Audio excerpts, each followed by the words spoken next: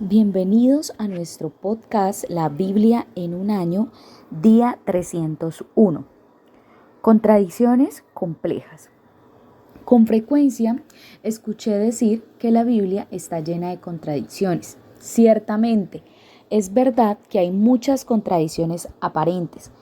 Cuando te enfrentes a contradicciones complejas, busca armonizar las contradicciones complejas con el mensaje de la Biblia como un todo. Evita medios artificiales de armonización. Sé paciente, prepárate para esperar y vivir con contradicciones sin resolver. Vamos a leer juntos Proverbios 26 del 3 al 12. Guía al caballo con el látigo, al burro con el freno y al necio con la vara en la espalda. No respondas a los argumentos absurdos de los necios o te volverás tan necio como ellos. Responde a los argumentos absurdos de los necios o se creerán sabios en su propia opinión. Confiarle a un necio que lleve un mensaje es como cortarse los pies o tomar veneno. Un proverbio en boca de un necio es tan inútil como una pierna paralizada. Honrar a un necio es tan absurdo como atar la piedra a una honda.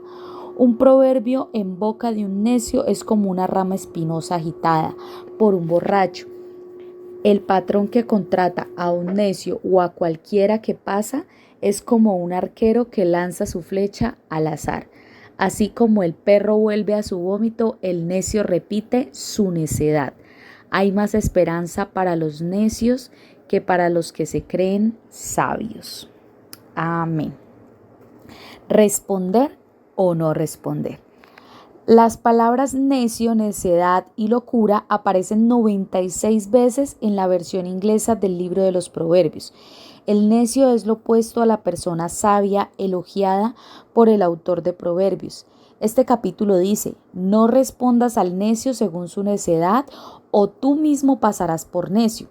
Responde al necio como se merece para que no se tenga por sabio. Esta no podría ser una contradicción aparente más clara si los dos versículos aparecieran en diferentes secciones de la Biblia, serían señalados como una contradicción obvia. Pero el hecho de que aparezcan juntos sugiere que a los ojos del autor no había ninguna contradicción. De hecho, con frecuencia las críticas pueden ser de extrema ayuda y se puede aprender de ellas. Pero a veces las críticas vienen de la ignorancia, de los necios. ¿Cómo respondemos? Hay una tensión por un lado, no queremos responder porque en un sentido es rebajarse al nivel de quien critica, el necio. Por otro lado, queremos responder porque de lo contrario, el que critica puede sentirse que está en lo correcto y pasa por sabio. Puede ser perfectamente que el autor de Proverbios esté sirviéndose de un dilema para resaltar algo con humor, pero a la hora de hablar con necios, ya respondas o calles, no puedes ganar. Es muy tentador pensar que el necio es otro y no yo. Si pensamos esto, entonces estamos entre los que se tienen por sabios. ¿Te has fijado que quien se cree muy sabio, más se puede esperar de un necio que de gente así? Este es el aguijón en la cola. Después de hacernos sonreír, mostrando lo tontos que pueden ser los necios, se nos recuerda que cuando nos creemos sabios, entonces estamos peor que los necios. Vamos a orar juntos. Señor, presérvame de ser sabio a mis ojos, dame sabiduría en todas mis decisiones y en cómo respondo a mis críticos. Vamos a leer juntos Tito 2 del 1 al 15. Fomenta la enseñanza correcta. Tito, en cuanto a ti, fomenta la clase de vida que refleje la sana enseñanza. Enseña a los hombres mayores a ejercitar el control propio, a ser dignos de respeto y a vivir sabiamente. Deben tener una fe sólida y estar llenos de amor y paciencia. De manera similar, enseña a las mujeres mayores a vivir de una manera que honren a Dios. No deben calumniar a nadie ni emborracharse. En cambio, deberían enseñarles a otros lo que es bueno. Esas mujeres mayores tienen que instruir a las más jóvenes a amar a sus esposos y a sus hijos, a vivir sabiamente y a ser puras, a trabajar en su hogar y a hacer el bien, y a someterse a sus esposos. Entonces no deshonrarán la palabra de Dios. Del mismo modo, anima a los hombres jóvenes a vivir sabiamente, y sé tú mismo un ejemplo para ellos al hacer todo tipo de cosas buenas. Me refiero a acciones. Que todo lo que hagas refleje la integridad y la seriedad de tu enseñanza. Enseña la verdad para que no puedan criticar tu enseñanza. Entonces los que se nos oponen quedarán avergonzados y no tendrán nada malo que decir de nosotros. Los esclavos siempre deben obedecer a sus amos y hacer todo lo posible por agradarlos. No deben de ser respondones ni robar, sino demostrar que son buenos y absolutamente dignos de confianza.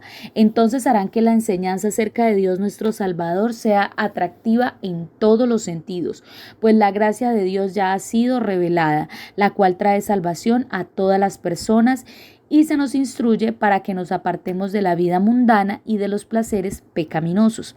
En este mundo maligno debemos vivir con sabiduría, justicia y devoción a Dios, mientras anhelamos con esperanza ese día maravilloso en el que se revele la gloria de nuestro gran Dios y Salvador Jesucristo.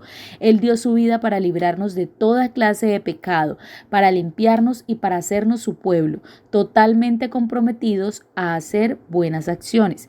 Debes enseñar estas cosas y alentar a los creyentes a que las hagan. Tienes autoridad para corregirlos cuando sea necesario.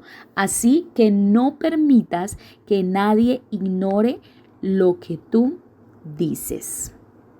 Gloria a Dios. Aburrido o sin atractivo. Para que el cristianismo sea atractivo y creíble para el mundo, los cristianos deben vivir una vida auténtica y atractiva. Pablo le escribe a Tito que de todas las maneras debemos honrar la enseñanza de Dios nuestro Salvador. Para hacerla atractiva, las instrucciones que da acerca de enseñar a las mujeres cómo ser reverentes, templadas, puras, amables y todo lo demás son para que no se hable mal de la palabra de Dios. De manera similar, las instrucciones que da Tito sobre el autocontrol, la integridad y demás son para que nadie pueda decir nada malo de nosotros. Pero al leer sus instrucciones vemos que son justamente lo contrario a lo que nuestra cultura del siglo XXI considera atractivo. Habla de la sana doctrina, de ser moderados, sensatos, íntegros en la fe, reverentes, no adictos a demasiado vino, virtuosas, puras, de vidas disciplinadas, que muestren integridad, seriedad, decoro en el hablar, diciendo no a la impiedad y a las pasiones mundanas, viviendo una vida de justicia, piedad y dominio propio.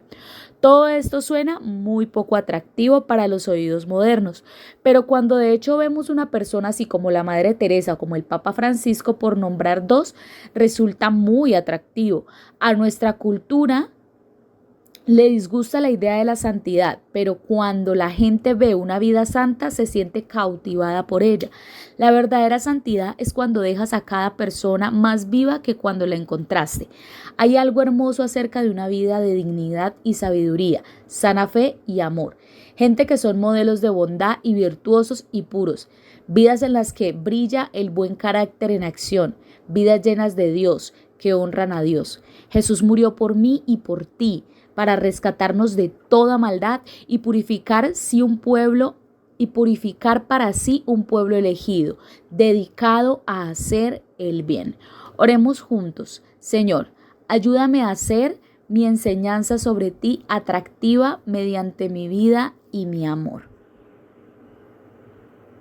Habacuc 1. Este es el mensaje que el profeta Habacuc recibió en una visión. Primera queja de Habacuc.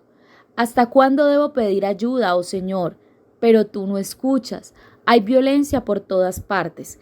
Clamo, pero tú no vienes a salvar. ¿Tendré siempre que ver estas maldades? ¿Por qué debo mirar tanta miseria? Donde quiera que mire veo destrucción y violencia. Estoy rodeada de gente que le encanta discutir y pelear. La gente se ha estancado y no hay justicia en los tribunales. Los perversos suman más que los justos, de manera que la justicia se ha corrompido. Respuesta del Señor. El Señor respondió: observen las naciones, mírenlas y asómbrense, pues estoy haciendo algo en sus propios días, algo que no creerían, aun si alguien les dijera. Estoy levantando a los babilonios, un pueblo cruel y violento. Marcharán por todo el mundo y conquistarán otras tierras. Son reconocidos por su crueldad y hacen lo que se les antoja. Sus caballos son más veloces que los guepardos y más feroces que los lobos al anochecer. Sus jinetes arremeten desde lejos como águilas, se lanzan en picada para devorar sus presas.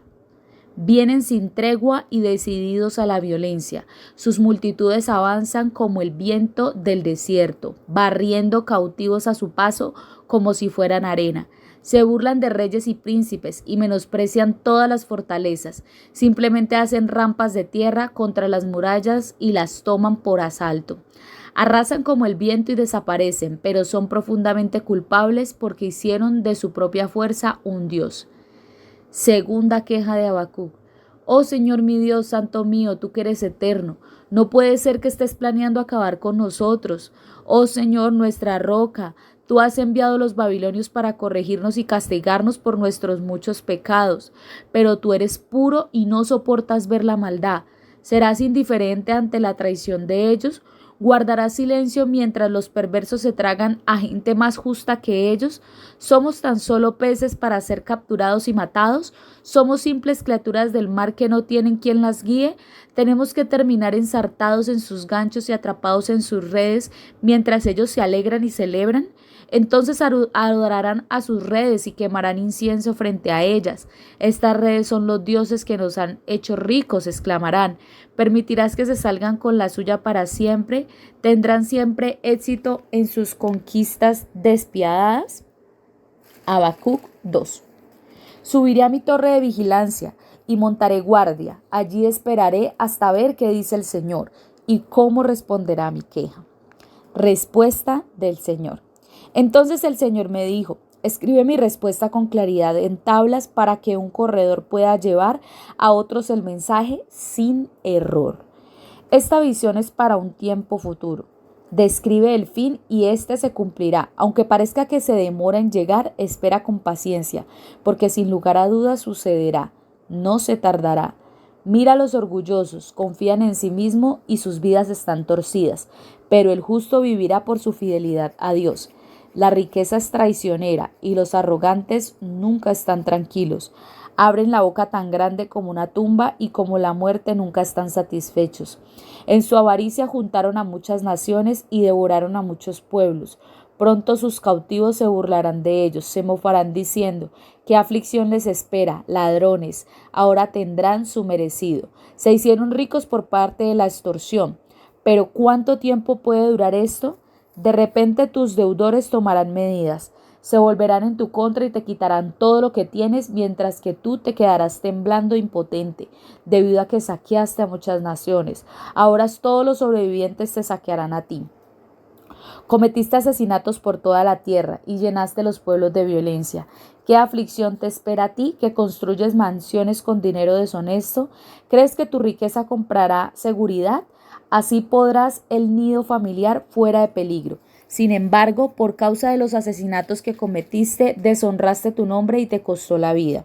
Hasta las piedras de los muros gritan contra ti. Las vigas de los techos le hacen eco a la queja. ¿Qué aflicción te espera a ti que construyes ciudades con el dinero adquirido mediante el crimen y la corrupción? ¿No ha prometido el Señor de los ejércitos celestiales que las riquezas de las naciones se conviertan en cenizas? Se esfuerzan mucho, pero todo es en vano, así como las aguas llegan al mar. La tierra se llenará del conocimiento de la gloria del Señor. ¿Qué aflicción te espera a ti que emborrachas a tus vecinos, los obligas a beber para regodearte de la vergüenza de su desnudez? Sin embargo, pronto te llegará el turno de ser deshonrado. Ven, bebe y demuestra tu desnudez.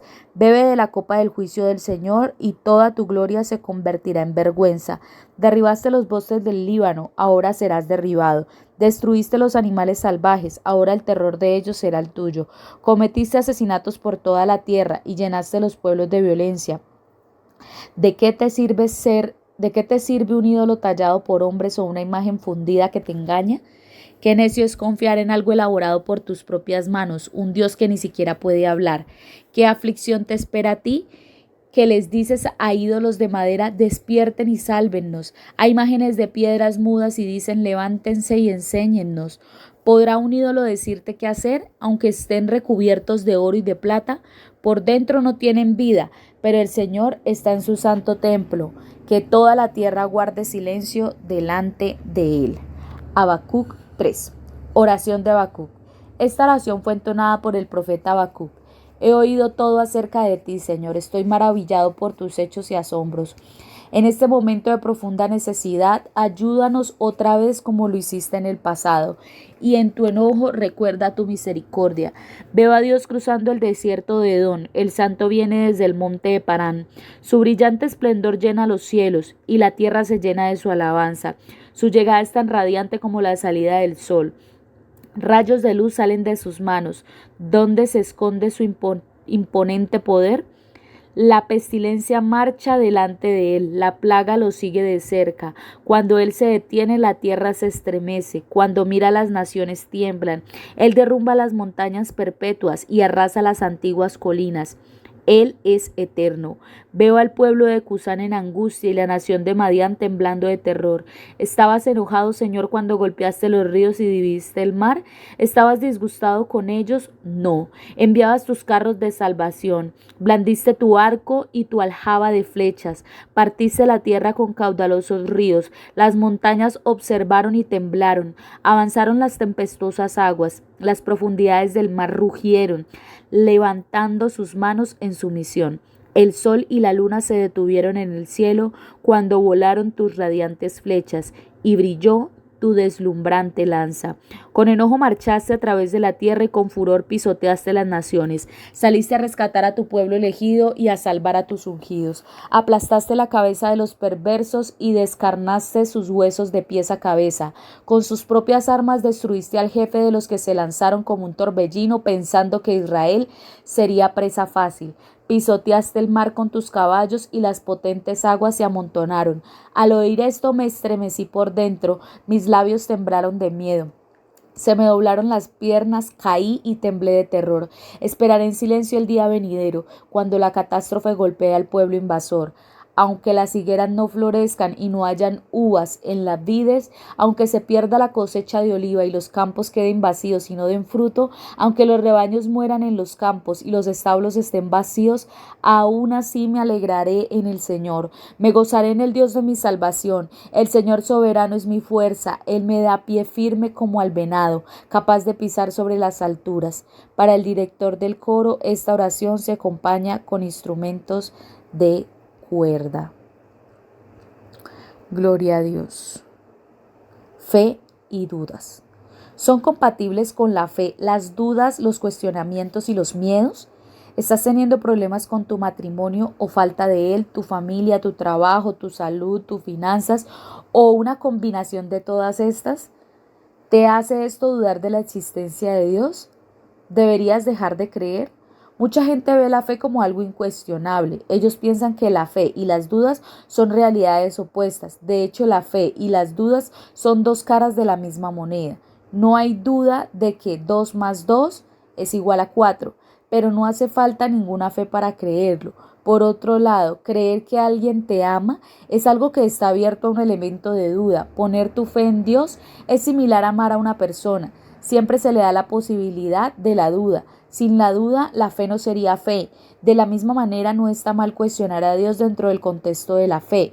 El libro de Habacuc empieza con un hombre que cree, pero que aún así cuestiona. Termina con una fuerte expresión de fe que difícilmente se iguala en ninguna otra parte del Antiguo Testamento. Habacuc contempló el mundo y se quedó perplejo y lleno de amor. Vio violencia, injusticia, destrucción, riñas, contiendas, pero a él no le parecía que el Señor estuviera haciendo nada al respecto. Vio dolor y el sufrimiento y se preguntó, ¿hasta cuándo, Señor? ¿Por qué? Llevó el problema ante Dios e hizo preguntas auténticas de corazón. Dios le respondió que estaba haciendo algo portentoso, pero no lo que Habacuc esperaba. Estaba incitando a los caldeos. En consecuencia, Israel sería superado e iría al exilio. Habacuc se quedó perplejo. Seguro que Dios tenía el control de todo y era todopoderoso. Pero ¿cómo podía un Dios puro usar a los crueles e idólatras caldeos para castigar a una nación piadosa? El Señor los ha puesto para hacer justicia. Tú, mi roca, los has puesto para ejecutar tu castigo. Son tan puros tus ojos que no puedes ver el mal. No te es posible contemplar el sufrimiento. ¿Por qué entonces toleras a los traidores? ¿Por qué guardas silencio mientras los impíos se tragan a los justos? Habacuc no pareció conseguir una respuesta directa, pero trajo sus quejas y perplejidades ante Dios, así como sus problemas, y los dejó allí mientras esperaba. Dios le dijo que primero escribiera la visión y luego, cuando sientas a Dios hablándote y dándote una visión, es bueno que la escribas para que puedas tenerla como referencia y aferrarte a ella más adelante. En segundo lugar, Dios le dijo que podía ser que tuviera que esperar a recibir respuesta, aunque parezca tardar, esperar, porque sin falta vendrá. Dios quiere que traigas tus dudas y tus preguntas ante Él. Puede que obtengas respuestas inmediatas a todas ellas, mientras esperas la respuesta. Estás llamado a confiar en Dios aunque no entiendas del todo lo que Él está haciendo. La fe conlleva creer lo que Dios ha dicho a pesar de las dificultades a las que te enfrentes. El justo vivirá por su fe. Habacuc previó que el juicio llegaría a los impíos babilonios. También vio que un día los malhechores serían destruidos, y así como las aguas cubren los mares, así también se llenará la tierra del conocimiento de la gloria de Dios. Vio el triunfo final del bien sobre el mal. Hasta ese momento resolvió permanecer cerca del Señor, pasara lo que pasara. Se comprometió a alabarlo y no a quejarse. Resolvió adoptar la visión a largo plazo y ser paciente. Resolvió regocijarse fuera de cuáles fueran las circunstancias. Se comprometió con la fe, aunque no hubiera fruto. A Dios no le importa tanto la cosecha como le importa tu corazón. Aunque no puedas encontrar nada más, puedes regocijarte en la relación con Él. Habacuc dice: yo me regocijaré en el Señor, me alegraré en Dios mi libertador. Dios hizo de él alguien de pisada firme y corazón liviano. El Señor omnipotente es mi fuerza, da a mis pies ligereza de una gacela y me hace caminar por las alturas. Como escribe Joyce Meyer, tenemos que permitir que nuestras dificultades nos ayuden a desarrollar pies de gacela. Cuando tengamos pies de gacela, no nos quedaremos paralizados por el terror al enfrentar nuestros problemas. En vez de eso, caminaremos y progresaremos en medio de nuestros conflictos, sufrimientos y responsabilidades, o lo que sea que se nos esté intentando retener. Oremos. Señor, gracias porque quieres que sea honesto contigo y te exprese mis dudas y preguntas. Ayúdame a confiar completamente en ti a la hora de llevar mis preguntas ante ti y a regocijarme en ti incluso cuando no veo una respuesta. Amén. Pipa añade: Habacuc 3, 17 al 18, aunque la higuera no florezca ni haya frutos en la vides, aunque falle la cosecha del olivo y los campos no produzcan alimentos, aunque en el aprisco no haya ovejas ni ganado alguno de en los establos, aún así yo me regocijaré en el Señor, me alegraré en Dios mi libertador. Recuerdo a Andrew White, el pastor de Bagdad, hablando de este pasaje después de que su ciudad y su iglesia fueron bombardeadas. Su fe y su trabajo en Irak son muy inspiradores. Me siento afortunadamente desafiada por los cristianos que viven en lugares como Irak y Siria, perseverando a pesar de la aterradora amenaza del Daesh, rodeados de persecución y sufrimiento. Para mí es fácil regocijarme, pero el hecho de que ellos puedan hacerlo me hace sentir muy pequeña. Amén. Muchas gracias por haberse conectado a este podcast. Esperamos que la palabra de Dios haya sido sembrada en sus corazones. Recuerde que este devocional fue escrito por el pastor Nicky Gumbel de la iglesia HTB en Londres y que la voz que le dio vida a este podcast es la de Surizada y González. Que el Señor les bendiga.